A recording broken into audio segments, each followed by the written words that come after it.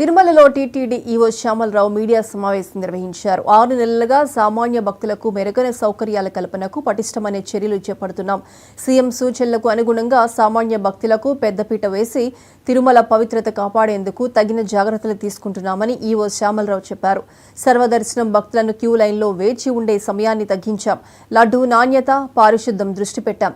అన్యమత ఉద్యోగస్తులను ఇతర శాఖలకు బదిలీ లేదా వీఆర్ఎస్ తీసుకునే వెసులుబాటు కల్పిస్తున్నట్లు ఈవో చెప్పారు.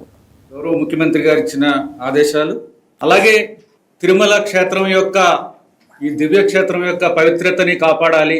ఏ కార్యక్రమం చేసినా సరే ఆ పవిత్రతని కాపాడే దిశగా పెంపొందించే దిశగా ఉండాలనేది గౌరవ ముఖ్యమంత్రి గారి ఆదేశాలు. అలాగే భక్తులు వచ్చిన దగ్గర నుంచి తిరుమల క్షేత్రానికి వచ్చిన దగ్గర నుంచి వెళ్ళేదాకా వారికి తిరుమల తిరుపతి దేవస్థానం అందించే సేవలన్నీ కూడా వారు భవిష్యత్తులో గుర్తుంచుకునేలాగా సంతోషకరంగా వెళ్ళాలనే దిశగా అన్ని చర్యలు తీసుకోవడం జరిగింది.